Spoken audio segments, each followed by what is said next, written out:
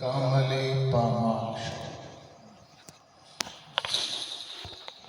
ایک ہے کال اور ایک ہے حال۔ کال سننے کے لیے اپنی زبانیں مسمار کرتی پڑتی ہیں علماء کے سامنے، اور حال سننے کے لیے اپنے دلوں کو تھامنا پڑتا ہے فقراء کے سامنے۔ حال سنیں تھوڑا سا، کال تو آپ نے سن لیا، واہ واہ بھی کر لی، کوئی تھوڑا سا آپ کے اندر حال کی کیفیت پیدا ہو جائے۔ میں کوئی تمہید نہیں باندھتا، صرف سورہ علم نشرح کی ایک آیت پڑھی، علم نشرح لک صدرک۔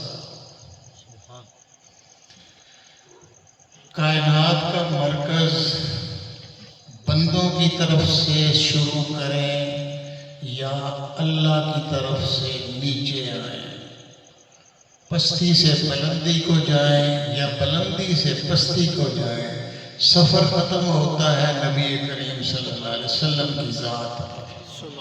یہاں آ کے بس ہو جاتی ہے انسانوں کی اور فرشتوں کی۔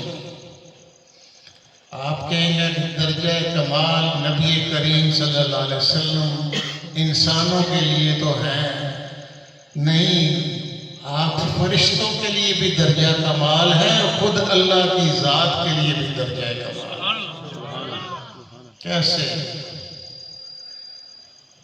پیچھے چلیں، حضرت موسیٰ علیہ السلام اللہ کی بارگاہ میں عرض کرتے ہیں، اور بڑے بڑے جلیل القدر نبی یہ عرض کرتے آئے ہیں آدم سے لے کے عیسیٰ علیہ السلام تک۔ کیا کہتے رہے؟ رب اشرح لی صدری ویسر لی امری واحلل عقدۃ من لسانی۔ اے اللہ تو ہمارا سینہ کھول دے اور مشکلیں آسان کر دے، ہماری زبان کی گرہ کھول دے تاکہ لوگ ہماری بات سمجھ سکیں۔ یہ لاکھوں انبیاء کی دعا رہی، اور پھر دعا کے بعد اللہ فرماتا ہے أَفَمَنْ شَرَحَ اللَّهُ صَدْرَهُ لِلْإِسْلَامِ فَهُوَ عَلَى نُورٍ مِّن رَبِّهِ۔ جس کا سینہ اللہ کھول دے اسلام کے لیے، پھر وہ اللہ کے نور کے ساتھ چلتا ہے، اپنی روشنی سے نہیں، اللہ کے نور سے۔ وہ بھی شرح صدر کی دعا، یہ اللہ کی عطا، یہ بھی دعا کے عوض۔ لیکن نبی کریم صلی اللہ علیہ وسلم کا مقام کہ نہ دعا نہ التجا، اللہ کا انعام۔ علم نشرح، ہم نے کھول دیا، لک صدرک، آپ کا سینہ، بغیر التجا کے، بغیر حضوری کے۔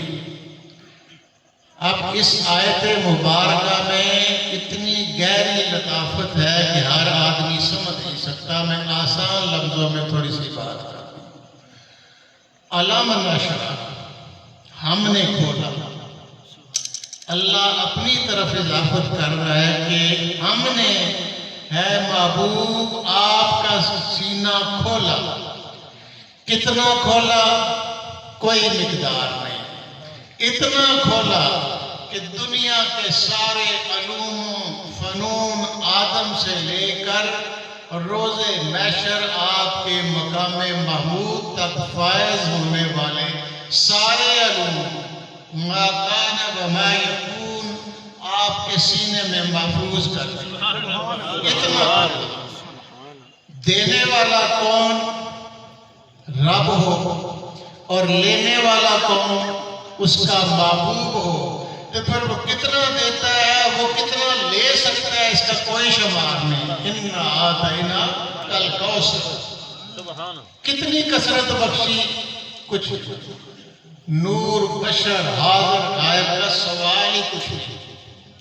دینے والا جانتا ہے کہ کتنا دیا، ہمارے پاس کون سا پیمانہ ہے کہ ہم آپ کے بتائیں کتنا تھا، اور لینے والے نے کتنا لیا، کچھ پتہ نہیں، اور مخصوص کر دیا علم نشرح لک صدرک، ہم نے اگر سینہ کھولا ہے تو آپ کا اتنا کھولا ہے، اس کے علاوہ کسی کا نہیں کھولا۔ جو عنایت اور عنایت کی انتہا ہم نے آپ پہ کی ہے، نہ اس سے پہلے کسی پر کی، اور خاتم النبیین بنا کے ختمہ آپ پر مور لگا لی کہ آپ کے بعد کوئی یہ عنایت لے نہیں سکتا۔ اب سفر بندوں کی طرف سے شروع کریں یا رب کی طرف سے شروع کریں؟ رب سفر کی انتہا ہے، بندہ ابتدا ہے۔ ایسی ایسی ذات کمالات کی اس دنیا میں اللہ نے پیدا کی کہ جن کی مثالیں بیان کریں تو رات گزر جائے۔ آدم علیہ السلام سے لے کر عیسیٰ علیہ السلام تک ہر نبی کو ایسی ایسی کرامات و معجزات و تحیرات سے گزارا کہ بندے کی عقل حیران رہ جاتی۔ آدم کا قصہ پڑھ لیں، لیکن جب آپ اس تناظر سے دیکھیں گے کہ آخر آدم کی انتہا کہاں ہوئی، تو پھر آپ کو مقام مصطفیٰ صلی اللہ علیہ وسلم دیکھنا پڑے گا کہ جنت سے اخراج ہوا، جانے لگے تو معافی طلب کرنے لگے، عطا و درگزر کی، تو اللہ کی طرف سے اشارہ ملا کہ دیکھ وہ عرش اعظم پہ کیا لکھا ہے۔ جب دیکھا تو وہاں نام نامی اسم گرامی احمد مجتبی محمد مصطفیٰ رب کے نام کے ساتھ لکھا ہے۔ جب رب کے نام کے ساتھ وہ نام لکھا، دیکھا تو اندر سے یہ گواہی ملی کہ یہ نام وہ ہے جو میری سفارش کر سکتا ہے۔ سبحان اللہ۔ اس نام کے واسطے سے اللہ سے طلب مغفرت کی۔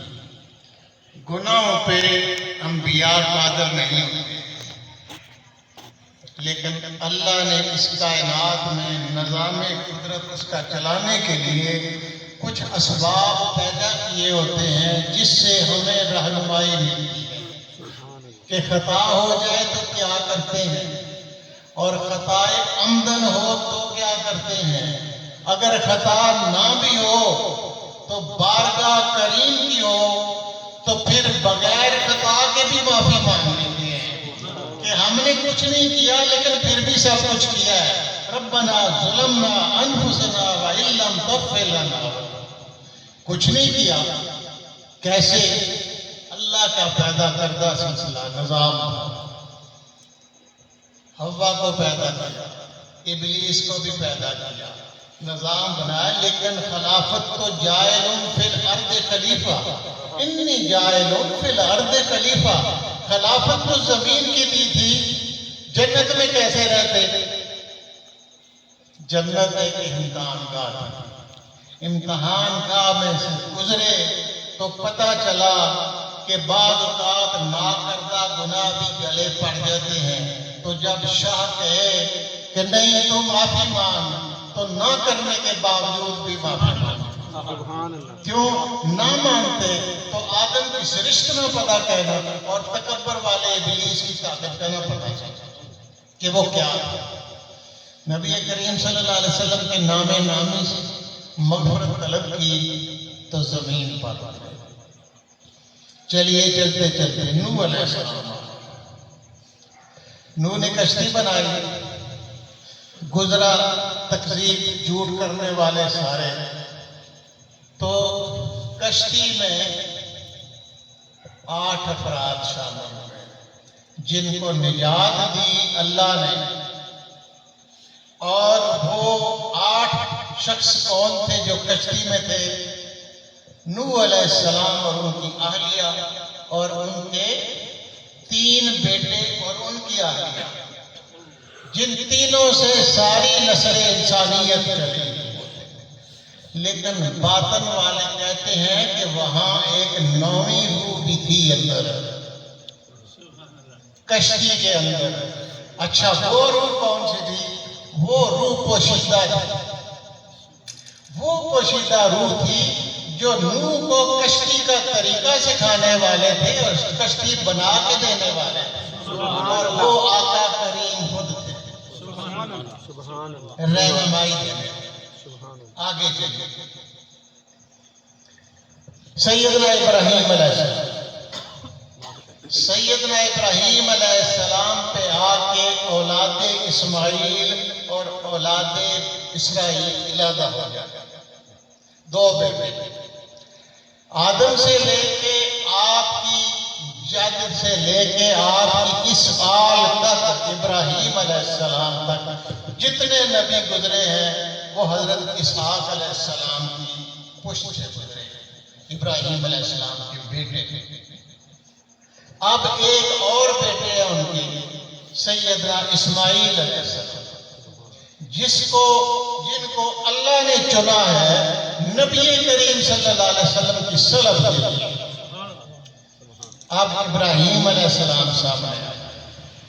سامنے آتے ہیں تو دعا مانگتے ہیں۔ جب نجات کی تو اللہ ان کا رخ کرتا ہے مصر اور شام سے مکہ کی طرف کہ وہاں جائیں، وادی زرع جس میں کچھ بھی نہیں ہوتا، لک دک خشک صحرا جہاں پانی بھی نہیں، وہاں جا کے اپنے بچوں کو ٹھہرائیے۔ کیوں؟ وہ جگہ تھی جہاں نبی کریم صلی اللہ علیہ وسلم کی ظہور ہونا تھا، پیدائش ہونی تھی۔ اس لیے اولاد اسماعیل کو فرما دیا کہ جاؤ اس ویرانے کو جا کے آباد کرو، وہاں آباد۔ اب نبی کا عہد اللہ سے سیدنا ابراہیم علیہ السلام کہتے ہیں، یا اللہ میں تیرے گھر کی تعمیر کر رہا ہوں، پتھر لگا رہا ہوں، تیری ذات کے لیے عبادت کی جگہ بنا رہا ہوں، طواف کرنے والوں کے لیے، رکوع و سجود کرنے والوں کے لیے۔ اب میں تجھ سے معاوضہ بھی مانگتا ہوں، اس کی مزدوری بھی مجھے چاہیے۔ اب مزدوری کیا ہے؟ مزدوری ہے اسماعیل علیہ السلام کو سامنے رکھ کے کہ میری اس نسل میں سے ایک امت مسلمہ بھی بنانا، اور ان میں سے نبوت کا ایک ہیرا بھی اٹھانا، اور ان کی نسل کو قیامت تک محفوظ رکھنا۔ جو پاک کرے تجھ کو تیرے ذریعے سے بندگان خدا کو، اور جو اصلاح کرے امت کی۔ یہ فرمایا، وقت گزر گیا، گزرتے گزرتے انبیاء کرام کی سلسلے ختم ہو گئے۔ اب ایک اور طریقہ کار آیا سامنے۔ جتنے بھی مذاہب گزرے ہیں ان کی بانی مبانی حق پہ رہے اور توحید کا ہی درس دیتے رہے۔ حتیٰ کہ جو ادیان گزرے ہیں وہ چونکہ بات آپ کی سمجھ سے باہر ہے، ان کے سب کے بانی اللہ کی توحید کے قائل تھے، اور ان کی کتب میں اور ان کی اشارات میں اللہ نے انہیں بتا دیا تھا کہ میرا نبی آخر الزمان اس وقت آئے گا، ایسے ایسے حالات میں آئے گا، تو تم نے ان پہ ایمان لانا ہے، موجود ہوں گے تو ان کی نصرت کرنی ہے، مدد کرنی ہے۔ جب تم ایسا کرو گے تو میں تمہاری اس مدد پر خود گواہ بن جاؤں۔ سب سے آخری وقت جب نبی کریم صلی اللہ علیہ وسلم کی ابھی ولادت نہیں ہوئی، تقریباً 100 سال پہلے مکہ پر بے شمار دفعہ حملے ہوئے۔ قوم تبا نے بھی حملہ کیا، اصحاب فیل بھی آئے، تو فوج ایسی بھی آئی جو ارادہ کر کے مصر سے نکلی کہ ہم نے مکے کو تباہ کرنا اور مدینہ کو ویران کرنا۔ کیوں؟ ان کی کتابوں میں یہ لکھا ہوا تھا اس نخلستان میں یہ نبی پیدا ہوا۔ جب مدینہ کی وادی میں پہنچے تو وہاں انہوں نے اپنے علماء سے دریافت کیا کہ بتائیں یہ جگہ کون سی ہے؟ تو انہوں نے کہا کہ یہ جگہ وہ ہے جہاں نبی آخر الزمان میں پیدا ہونا ہے۔ ان کے دل کو اللہ نے ایمان کی دولت بخشی۔ آپ دیکھیے، ایمان کی دولت بخشی تو انہوں نے وہیں بیٹھ کے اپنی اولاد میں سے چند لوگوں کو وہیں بستی بسانے کا حکم دے دیا۔ اس جگہ پہ آپ بیٹھ کے علماء کے ساتھ، اور جو بادشاہ کا قطبہ عمیری، اس نے ایک پیپر پہ کاغذ پہ یہ لکھ دیا کہ نبی کریم آخر الزمان خاتم النبیین جب تشریف لائیں تو یہ میرا خط ان کے سامنے ہوگا۔ سبحان اللہ، سبحان اللہ۔ اس خط میں کیا لکھا تھا؟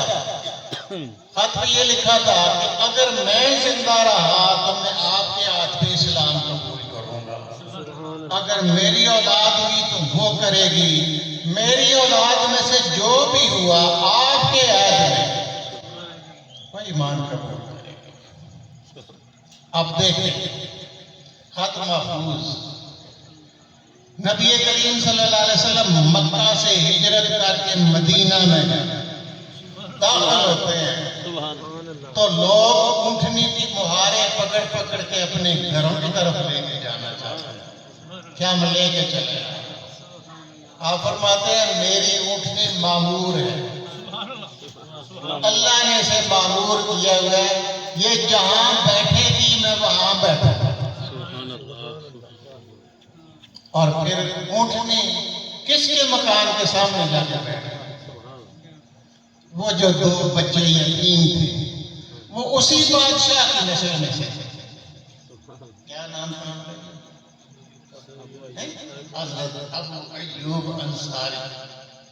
ان کے بالا خانے کے سامنے وہ نیچے اترے، کلمہ پڑھنے لگے تو نبی نے فرمایا سب سے پہلے وہ خط لاؤ۔ سبحان اللہ، سبحان اللہ۔ وہ خط لاؤ، میں دیکھوں۔ خط لایا، آپ نے فرمایا اچھا اب یہ مکان تمہارا نہیں، یہ میرا ہے، کیونکہ بادشاہ یہ میرے نام کر چکا ہے، پر نہیں، یہ مکان تمہارا ہے، تم اوپر ٹھہرو گے میں نیچے ٹھہروں گا تمہارے پاس۔ نبی نے وعدہ، یہ کیا تھا؟ یہ اس کی وہ وعدہ تھا، عطا تھا جو آتے آتے سب نبیوں، ولیوں، کتبوں، اوتادوں، حتیٰ ایک اور بات، بدھ مذہب کے بانی ہیں کپل دستو، جن کا مذہب مصر میں ہے، جو قدیم ترین بدھوں کا مذہب ہے، بدھ بخشو جو ہے اس مذہب کے بانی ہیں، وہ کپل دستو جو ہے ان کو قرآن پاک نے اشارات میں ان کا ذکر کیا ہے، ذل کفر، اور اس کی شرح میں نہیں کہہ رہا، بڑے علماء کرام کہہ رہے ہیں کہ لگتا یہ ہے کہ وہ اس مذہب کا بانی نہیں بلکہ وہ اللہ کی طرف سے بندہ خاص ہے، کیونکہ اس کا جب آخری وقت آیا، اس کا ایک شاگرد تھا جو اس کے پاس ہمیشہ رہتا تھا اور آخری وقت تک تو عید پر قائم تھا، اس کا نام تھا نندا۔ کپل دستو مذہب کا بانی اور نندا اس کا اواری سمجھ لیے۔ وہ بیٹھا ہوا تھا تو اس نے سوال کیا کہ حضور آپ دنیا سے رخصت ہونے والے ہیں تو ہم کدھر جائیں گے؟ یہ بدھا نے اپنی ملفوظات میں لکھا ہے، تو آپ نے کہا میں آخری نہیں،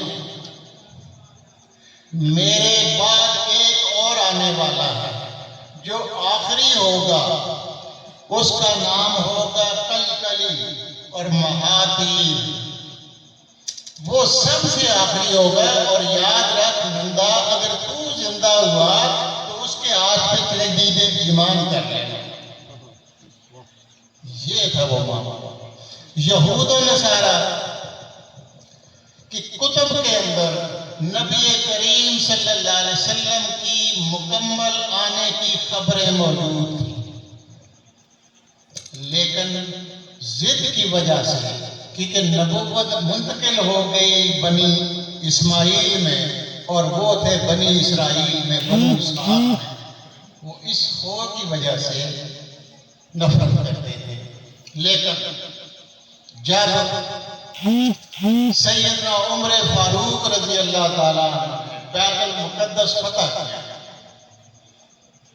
تو فتح نہیں ہو رہا تھا، تو جو جید صحابہ لشکر کے جو جرنیل تھے، انہوں نے عرض کی، پیغام بھیجا کہ آپ لازمی آئیں، آپ کے بغیر یہ فتح نہیں۔ تاریخ کہتی ہے کہ آپ چلے پرانے کرتے میں جس کو 12-15 پیبند لگے ہوئے تھے اور سواری معمولی سی گدی۔ لوگوں نے عرض کی کہ آپ دوسرے ملک میں جا رہے ہیں، حجہ لباس پہن کے جائیں، اچھی سواری لے کے جائیں۔ ہم کہا نہیں، عمر ایسے ہی ہے، عمر پہنا جائے، پہچانا جائے۔ گئے، خالد بن ولید پہلے کوشش کر رہے تھے کہ مسجد اقصیٰ کو فتح کر رہے ہیں۔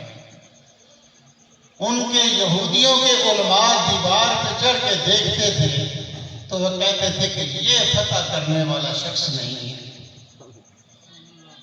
یہ وہ شخص نہیں ہے۔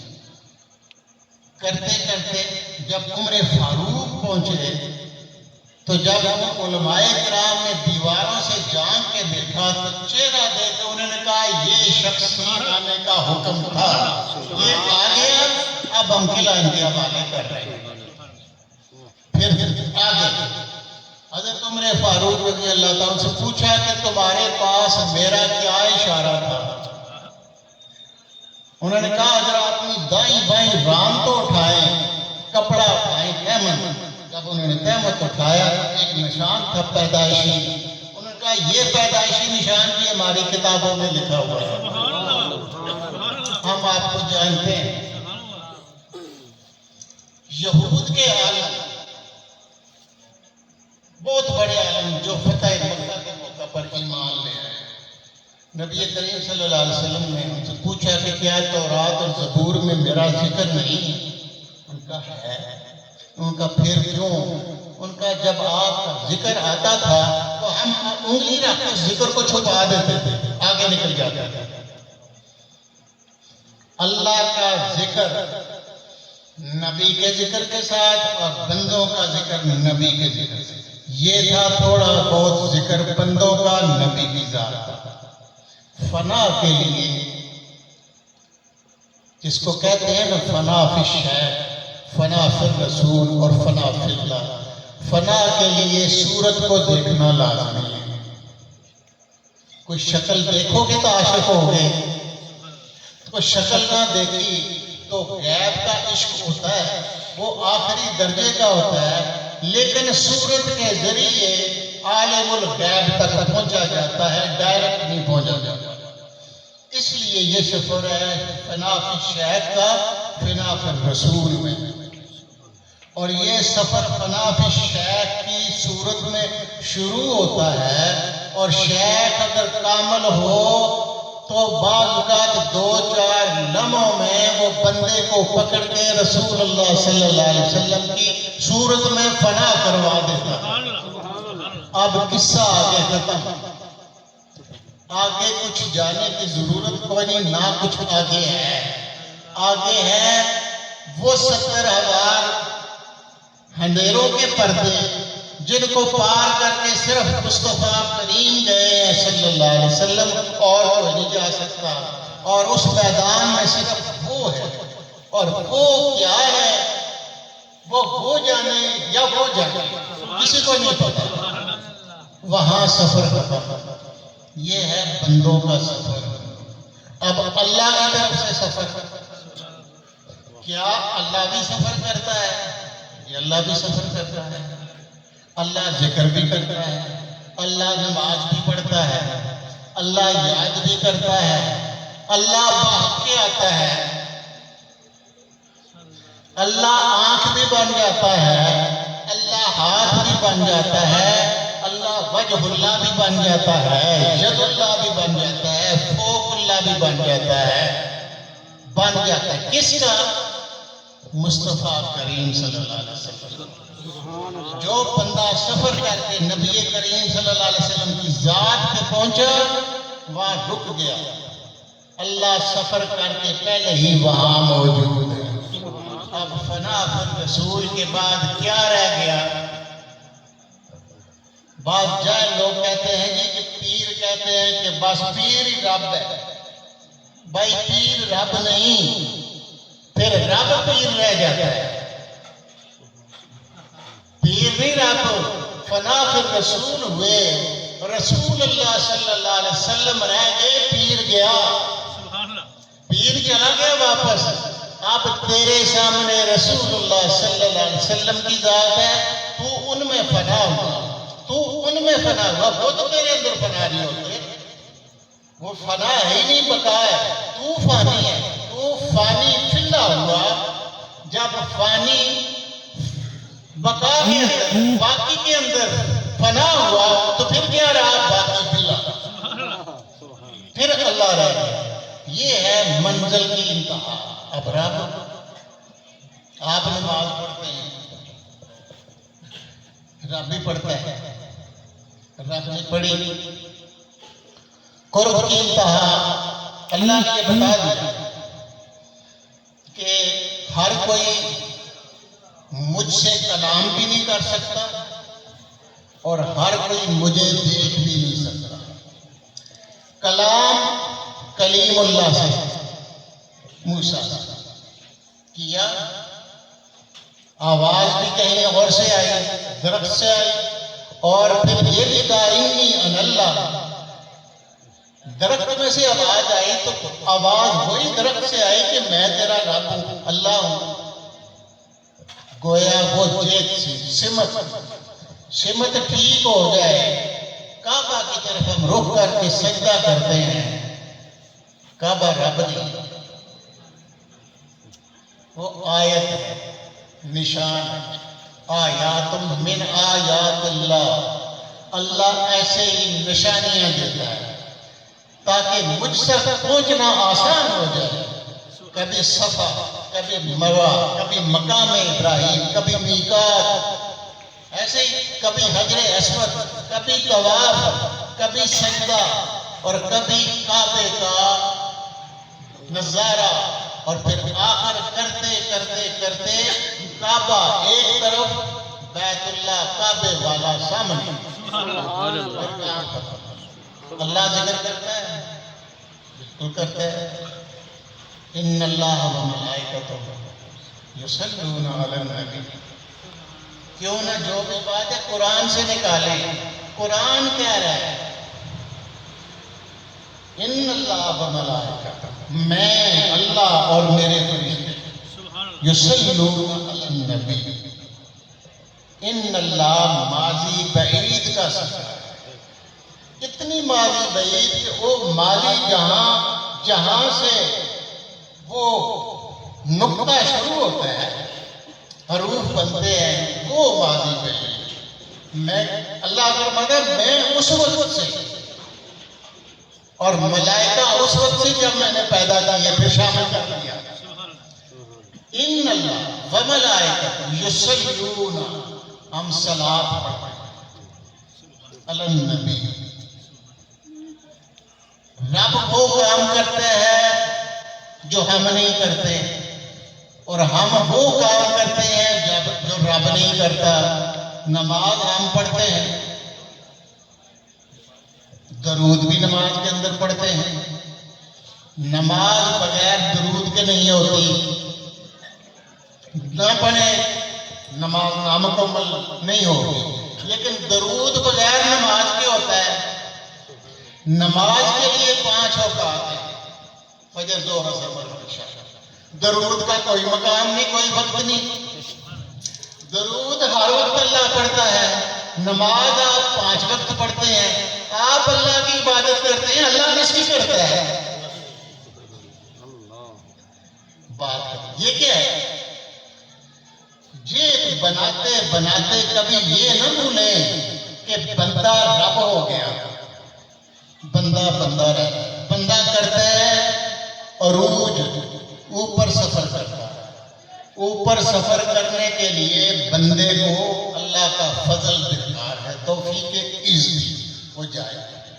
رب کو نزول کرتے ہوئے کوئی تکلیف نہیں، وہ دن میں 1000 بار پہلے آسمانوں پہ آتا ہے، اپنے بندوں کے کرم و فضل پہ نظر فرماتا ہے۔ کچھ نہیں، اب بندہ ترقی کرتے کرتے رب کے پاس آتا ہے، کیا ہوا؟ فنا ہو گیا، اللہ کی ذات میں فنا۔ اب بندہ تو رہا نہیں، اب بندے کا ذکر کیسا؟ تو پھر اللہ کیا کرے گا؟ اللہ فرماتا ہے جس کو پھر میں اپنا بنا لیتا ہوں، سب سے پہلے آسمان میں ندا کرتا ہوں فرشتوں میں، اس نے میرا ذکر کیا، مجھے یاد کیا، اور مجھے یاد بھی کیا میری توفیق سے۔ یہ خود نہیں یاد کر سکتا۔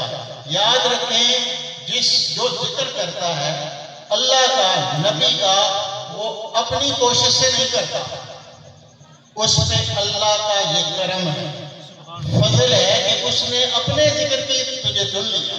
اب جب چن لیا تو پھر تو نے ہمت نہیں کی، رب تجھ سے پہلے محبت کر گیا، رب پہلے محبت کر گیا، پھر مجھے رب نے محبت کی اپنی توفیق دی۔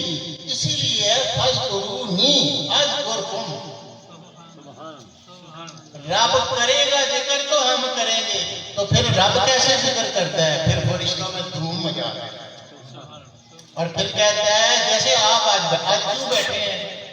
ہم اللہ اور رسول کی محبت میں بیٹھے ہیں، ان کا ذکر سننے کے لیے۔ پھر اللہ کا جو فرمان ہے فرشتوں کو کہ جاؤ زمین پر اتر جاؤ اور تلاش کرو وہ محفل ہے، وہ مجلس ہے جہاں میرا اور میرے محبوب کا ذکر ہو جائے، اور ان مجلسوں میں بیٹھ جاؤ، اور پھر کیا کرو؟ جنت کے باغ ہے، یہ مجلس ہے، جنت کے باغوں میں داخل ہو جاؤ، اور ان باغوں میں سے تم بھی کچھ چار چگ لو، کھا پی لو۔ اب یہ ذکر اللہ کا، اللہ ان کا ذکر کرتا ہے، اور پھر دھوم مچتی ہے کہ یہ اللہ کا بندہ ہے، کیوں؟ یہ اللہ کا ذکر کرتا ہے۔ اللہ پھر سارے اس کے کام اپنے ہاتھوں میں لے لے۔ اب اللہ کیسے جاتا ہے؟ قرب نوافل والی حدیث بخاری میں نہیں ہے کہ بندہ جب میرے ذکر میں میری طرف بارش بڑھتا ہے، میں ایک قد پڑھتا ہوں، بندہ میری طرف چل کے آتا ہے، میں دوڑ کے آتا ہوں۔ یہ کیا ہے؟ پھر جب وہ مقام آتا ہے تو پھر جب ہجرت کا وقت آ جاتا ہے، مولا علی مشکل کشا بستر پہ سلا دیے جاتے ہیں کہ لو میرے موت کے بستر پہ سو جاؤ۔ موت کے بستر پہ کوئی نہیں سوتا، وہ صرف علی سو سکتا۔ سبحان اللہ۔ ٹھیک ہے؟ کیوں؟ انہیں زندگی کی ضمانت دے دی، سو جاؤ۔ اور کہتے ہیں میں اس رات ایسی نیند سویا، ساری زندگی مجھے سکون کی نیند نہیں آئی، کہ وہ اس رات ہے۔ آپ باہر نکلے صدیق اکبر کے ساتھ، باہر کھڑے ہیں، ابو جہل، ابو لہب، ابو ربیعہ، سارے۔ ٹھیک ہے؟ اچھا دیکھیں پھر ایک اور بات، اندر سے علی مشکل کشا کو فرماتے ہیں ایک مٹی کی مٹھی مجھے اٹھا کے دو، مٹی کی مٹھی اٹھا۔ آپ مٹی اٹھا کے مٹھی میں دیتے ہیں، اور نبی کریم صلی اللہ علیہ وسلم کیا فرماتے ہیں؟ شہد الوجوہ، چہروں پہ مارا۔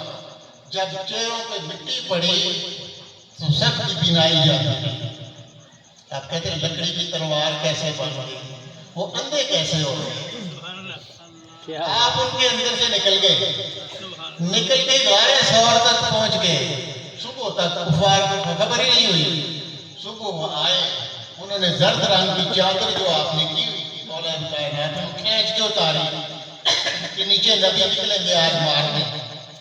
نیچے سے مولا علی پریشان ہو گئے, یہ کیا ہے؟ وہ ہاتھ جس سے مٹی پھینکی وہ کیا تھا؟ ید اللہ. ایسے ہی ہے نا, وہ ہاتھ جس نے عثمان غنی رضی اللہ تعالیٰ عنہ کی شہادت کی خبر سن کر لوگوں سے موت پر بیعت لی, وہ کیا تھا؟ وہ بھی اللہ نے خود کہا یہ ید اللہ او کا عہد, یہ تیرا ہاتھ نہیں میرا ہاتھ. ٹھیک ہے. پھر جب وہ نکلتے ہیں اپنے یاروں میں, اپنے پیاروں میں, تو اللہ پھر فرماتا ہے کہ یہ چہرہ وہ ہے جو میرا چہرہ ہے. سبحان اللہ, سبحان اللہ. وہ معراج میں جاتے ہیں, بس آخری کلمات کرتے بس معراج میں جاتے ہیں تو جب دین کا وہ مقام آتا ہے جس کو کہتے ہیں کعبہ قوسین او ادنیٰ. قوسین کیا ہے؟ قوسین کمان کو کہتے ہیں, ٹیڑھی. عجیب بات ہے, کمان تو ٹیڑھی ہے اور تیر سیدھا جاتا ہے, جو اس کے اندر تیر ہے وہ سیدھا ہے. اچھا ٹیڑھی کمان ہے. اچھا کمان کو قرآن نے کیا تمثیل دی؟ کعبہ قوسین او ادنیٰ, جیسے یہ دو کمانیں مل گئی. اچھا یہ ملی تو اندر فاصلہ, یہ تو فاصلہ کچھ بھی نہیں.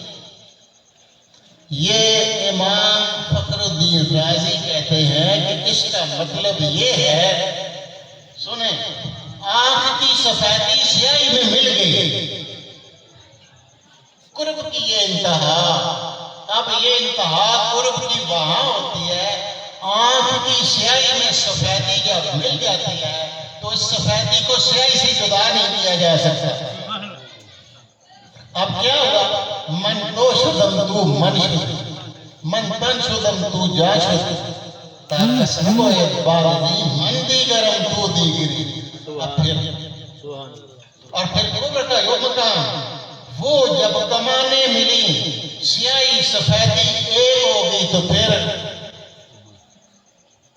اب وہ مقام آپ کو مل سکتا ہے کہ نبی کہتے ہیں پھر مجھے سکون ملا جب میں حیرت سے باہر آیا تو اللہ کریم کا دست قدرت کہاں؟ میری پشت پر. سامنے سے نہیں رکھا, کیونکہ سامنے سے دید کی اضطراب ہو سکتا, پشت پہ رکھا. نبی فرماتے ہیں جب مسند امام احمد بن حنبل کی حدیث ہے, مختلف روایات سے حضرت ابو ہریرہ رضی اللہ تعالیٰ سے کئی روایات, ہاتھ رکھا تمہاری بات کرنے کو, ہاتھ اللہ نے رکھا, ہاتھ اللہ کا تھا.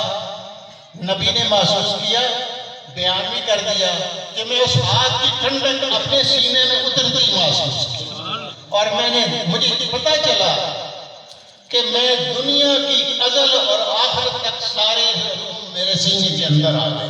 ماکان وما یکون, سب میں نے جان لیا. اسی لیے کہتے ہیں کہ میں تمہارے جیسا نہیں. نبی کہتے ہیں کہ میں تمہارے جیسا نہیں. کیوں؟ میں رب کے پاس رہتا ہوں, شب بسری کرتا ہوں, ابھی تو عند ربی, وہ مجھے کھلاتا ہے, وہ مجھے پلاتا ہے, وہی مجھے سلاتا ہے. تو میں اور تم کیسے برابر؟ پھر وہ بھی حدیث موجود ہے, کیوں کہ جس نے نبی کو دیکھا اس نے خدا کو دیکھا. خدا کو کسی نے نہیں دیکھا, نہ دیکھ سکتا ہے. من رآنی فقد رائی الحق, جس نے مجھے دیکھا اس نے حق کو دیکھا. یہ بھی ہے, یہ حدیث بھی موجود ہے کہ میں نے مدینے کی گلیوں میں رب کو خوبصورت لباس میں چلتے دیکھا. یہ کیا ہے؟ یہ تمثیل اس لیے ہے کہ ہر عاشق کو یہ سمجھ آ جائے کہ کہ یہ جو صورت سامنے نظر آ رہی ہے اصل صورت یہی ہے، اور اس تک پہنچنا ہی اصل منزل مقصود تک پہنچنا ہے، اور پیچھے کچھ بھی نہیں باقی۔ اس لیے بات یہاں ختم کر دی کہ نہ دیکھیں محبت کی بات میں نے کی ہے، آخری بات کر کے ختم کر دی۔ جب تک نبی کریم صلی اللہ علیہ وسلم سے انتہا درجے کی محبت نہ ہو جائے، عشق کا لفظ نہیں استعمال کرنا۔ عشق کا لفظ رب کے ساتھ تو ہو سکتا ہے، نبی کے ساتھ نہیں۔ نبی کی بارگاہ ادب کی بارگاہ ہے۔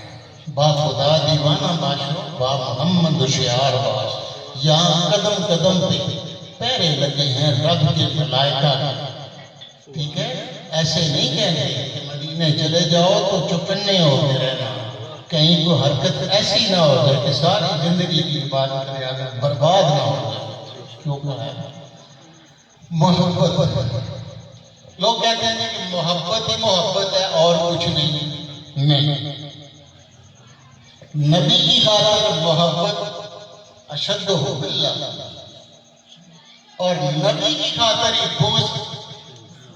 جس کو نبی سے عشق نہیں، محبت نہیں، پیار نہیں، اس سے نفرت ہے، اور جس کو آپ سے محبت ہے اس سے محبت ہے۔ محبت کا بھی انتہا پہ پہنچتی ہے، اس وقت پہنچتی ہے جب محبوب اپنے سارے پردے اٹھا کے آپ کو اصل روشن دکھا دے، ایسے کر کے دکھا دے۔ پھر جس کی نظر صدیق اکبر، عمر فاروق، عثمان غنی، علی المرتضیٰ جیسی بن کے پڑتی ہے، اس کو پھر صورت نظر آ جاتی ہے، وہ نکلتی نہیں، پھر کلیجہ پھاڑ دیتی ہے۔ حبۃ القلب، وہ قلب کا جو دانہ ہے نا، پھر وہ چیر کے وہ محبت صورت اندر چلی جاتی ہے۔ اور عقلِ کور ہو، آنکھیں نہ ہو، تو پھر ابو جہل ابو جہل کی طرح نظر بھی کچھ نہیں آتا۔ ٹھیک ہے، درود پاک پڑھا کریں، نبی کریم صلی اللہ علیہ وسلم کی یاد میں محو رکھا کریں۔ آخری پیغام، اور اپنی زندگی کا ہر شعبہ پیدا ہونے سے لے کے وقت وصال تک، مرنا شرنا کوئی نہیں، وہاں بھی کوئی نہیں مرتے، وہاں بھی عمر فاروق جیسے پہچان لیتے ہیں کہ جا لیا ہے، وہاں تک نبی کی سنت میں اپنے آپ کو وقف کر رہے ہیں۔ جو کریں نبی کریم صلی اللہ علیہ وسلم کی اتباع میں کریں، محبت میں کریں، دنیا آخرت کی ساری امتحان آپ کے سامنے کوئی معنی نہیں۔ اللہم صلی علی محمد و آلہ بقدر حسنہ و جمالہ وما علینا الا البلاغ۔